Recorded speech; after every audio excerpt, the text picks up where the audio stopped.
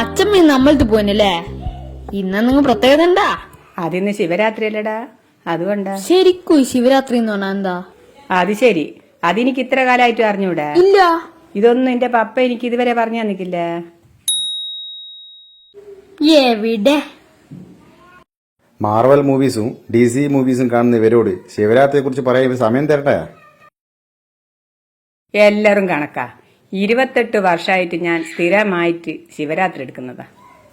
എന്റെ അമ്മ 28 വർഷ. അച്ഛമ്മ എന്തെന്നാ ഈ ശിവരാത്രി?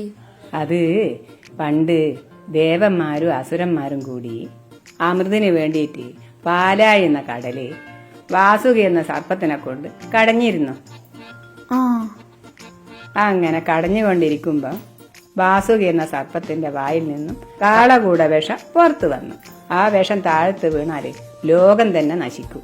അങ്ങനെ ഒരു വഴിയും കാണാത്തപ്പോ ശിവൻ തന്നെ ആ വിഷം ഒറ്റ വിഴുങ്ങല. അന്നേരം തന്നെ ശിവന്റെ ഭാര്യ പാർവതി ദേവി ഓടി വന്നിട്ട് ശിവന്റെ കഴുത്തിന് ഒറ്റ പിടിയ. ഈ വിഷം വായിക്കൂടി പുറത്തു വരൂന്ന് പേടിച്ചിട്ട് വിഷ്ണു ഭഗവാൻ ഓടി വന്നിട്ട് ശിവന്റെ വായും പൊത്തിപ്പിടിച്ച്. അങ്ങനെ ഒന്നും പറയണ്ട മോനെ. വയറ്റിലേക്ക് പോയാൽ ശിവൻ മരിക്കൂ, പുറത്തേക്ക് വന്നാൽ ലോകം നശിക്കൂ. അങ്ങനെയുള്ള ഒരവസ്ഥയാ. അല്ല അച്ഛമ്മ, ഇങ്ങനെ വായും കഴുത്തും പൊത്തിപ്പിടിച്ചാലേ ശിവൻ ശ്വാസം മുട്ടി മരിച്ചു പോലേ? അതിന് മൂക്ക് പൊത്തിപ്പിടിച്ചിട്ടില്ലാലോ. അല്ല, എന്നിട്ട് ആ വിഷം എന്താക്കി? ആ വിഷം ശിവന്റെ കഴുത്ത് തന്നെ തങ്ങി നിന്ന്. ശിവന്റെ കഴുത്തിലൊരു നീല കളർ കാണുന്നില്ലേ നമ്മള്?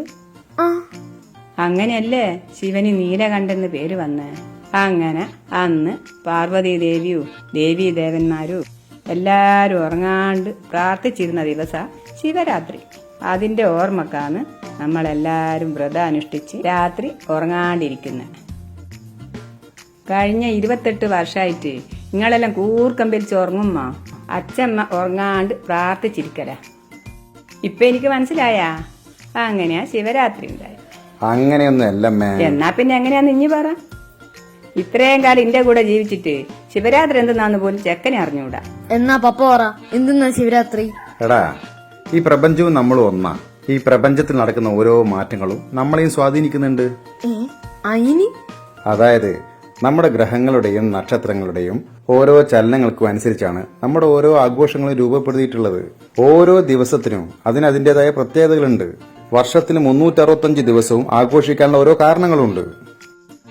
അതിൽ പ്രധാനപ്പെട്ട 5-10 നമ്മൾ ആഘോഷിക്കുന്നുള്ളൂ മാത്രം. ശിവരാത്രിയായ ഈ ദിവസം നമ്മുടെ ഭൂമിയിൽ നിന്നും ഒരു പ്രത്യേക എനർജി മുകളിലേക്ക് പാസ് ചെയ്യുന്നുണ്ട്.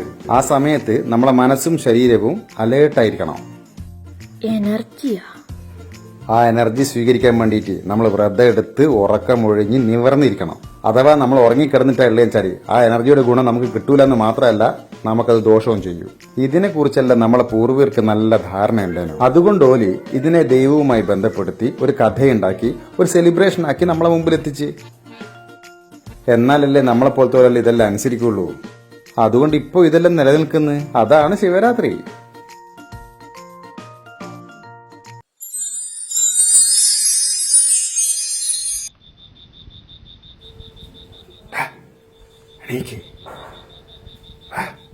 അച്ഛമ്മ ഉണ്ടാക്കുന്ന നോക്കാലോ. മെല്ലെ മെല്ലെ.